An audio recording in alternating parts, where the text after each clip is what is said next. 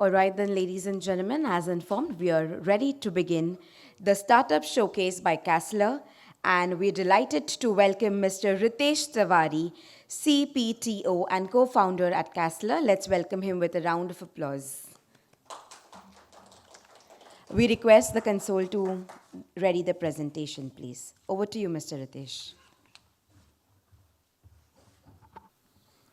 Hi, good morning, everyone. So, my name is Ritesh Tiwari, and I'm the co-founder at Castler Code.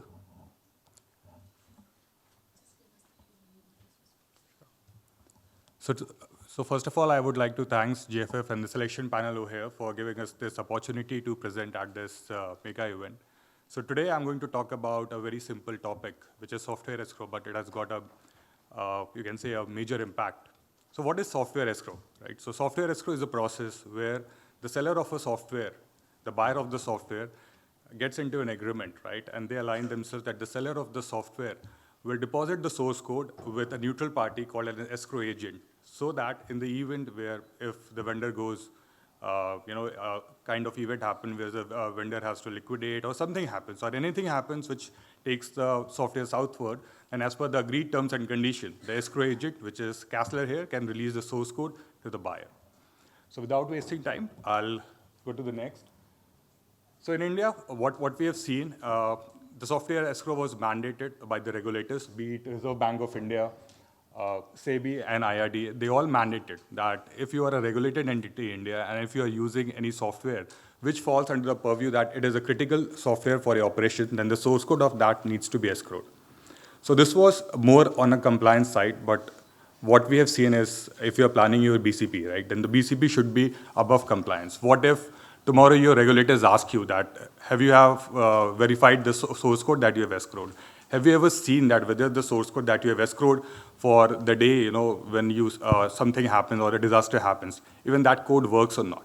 So to see that, we have made India's first cloud native platform, which is Castler Code, where you can not only just deposit your code, but you can also verify that whether it works as per your requirements or not.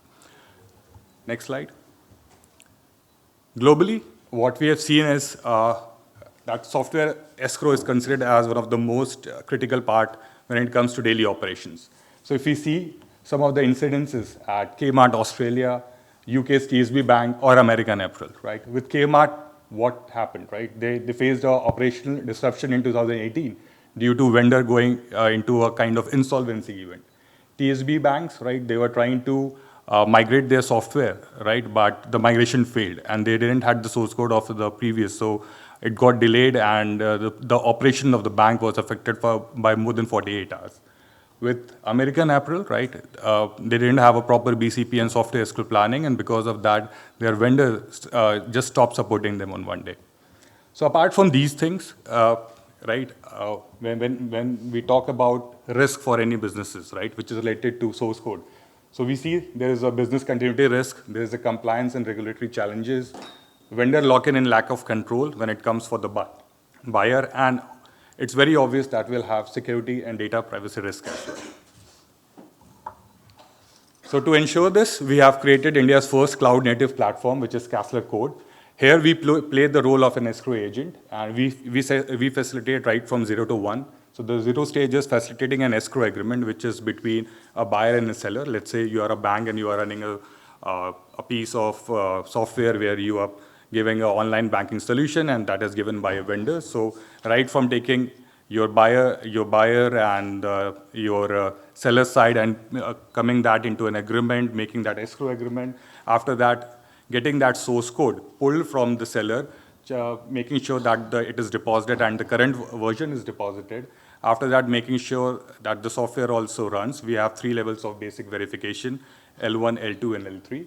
And which basically means in L1, we do a very basic minimum validation and verification, just checking that whether the contents are present or not. In L2, we check that whether the kind of source code that you have given is actually buildable or not, right? And when we comes to L3, which is the most advanced level, we actually perform unit testing, right? It is more like a gray box testing where we see that this software is actually working, which is meant to be. Next. So in cloud escrow, what we have done, we started with AWS, and in last 6 months, we have integrated with all the major cloud providers. So so the cloud part is covered, and after that, when it comes to developer platforms, so we have covered almost 90% of the development platforms across globe, right? Which is GitHub, GitLab, and Bitbucket. So what happens, like if your vendor says, fine, I want to give a software to be escrowed from my CI/CD environment, so we can directly integrate into the CI/CD environment and pull the source code from here. So what does it give to you? So in runtime, let's say you have planned a new release, which is after a month, and a new release is happening at 1 a.m. in the night. So as soon as the application goes live, you also have that latest code with you, right? But before that, how it was happening in a physical world, you have to give the entire source code zipped into a folder, into a DVD or flash drive, right, which has to travel miles via courier, and then you have to keep it into some lockers. Next. So this is the our kind of typical onboarding flow that we have. So we do both KYC and KYB of both the parties, the vendor and the client. Once the KYC and KYB is done, then you are onboarded on our portal. On the portal, then we provide you access to our platform, which is obviously having a two-factor authentication as well. After that, we take the pull of your repository of the code, and after that, as per the agreed terms and conditions, we perform verification, which is either L1, L2, or L3. And if once the code is with us, and if something happens, if anything goes southward or in any liquidity event as per the terms and condition, we will release the code to the buyer. Next. So like we were telling that we have evolved from the physical escrow model. But when it comes to BCP, so BCP is not a product, but it's a kind of strategy and a kind of digital transformation which takes time. So still we have another offering, which is physical escrow, where the legacy banks or the players who are not ready to provide because of certain reasons, maybe security or data, that they can't go on the cloud. So we have a physical escrow mechanism as well, where you can provide the source code in the physical devices, be it flash drives or DVD, and that can be kept. For that, we have a network of lockers placed around the country, one in Mumbai, Delhi, Pune, and in Bangalore as well, right? So if someone wants to do it physically or offline, so we have that method as well.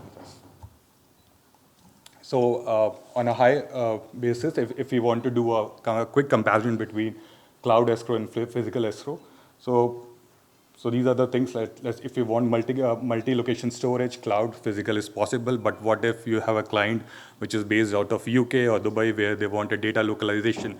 So definitely that can only be possible through cloud, because on cloud you can quickly go, and within a click of button you can select that if you are on S3, which region you want APAC, you want North America, whatever you want.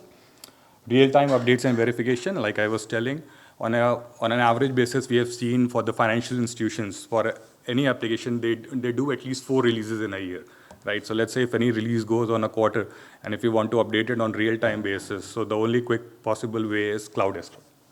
Data backup, we have, you can have a real-time data backup when it comes to cloud escrow as compared to physical. Single dashboard to view all your escrow agreements. So if you want to have a single bird-eye view of all your application that you have escrowed, and when the escrow agreement is expiring, you can come on our dashboard and see that. When it comes to audit trails, you can also see all the audit trails on our cloud escrow platform, where you can see when was the code deposited, by whom it was deposited, if even it was verified, by whom and when, with a proper timestamp. Complementary, so version control also. So we keep version control. Let's say if you have updated your software. So right now you have escrowed a software which is running on version 2.3. But if you want to see that what was the version that you have escrowed last quarter, which was 2.1, so even you can view that as well. Data localization, yes, that's very much possible with cloud escrow. And bundled technical verification services, which I was talking, like L1, L2, L3 that we offer, is possible with cloud escrow. Next. So we have launched this product last year, and within a 12 months of time, we already have been trusted by 100 plus enterprise customers who are not taking a solution just for the purpose of compliance, but they have upped their game, and they are treating BCP very seriously, where they are also going for L1, L2 verification. So in just 12 months of time, we are very proud to acquire so many customers that we have done. So yeah, like if you're more serious about your BCP game, and if your BCP game is much more above the compliance, that please do reach out to us. We are present at uh, booth E8 at the main pavilion, and you can also write to us at code@castler.com. That's it. Thank you.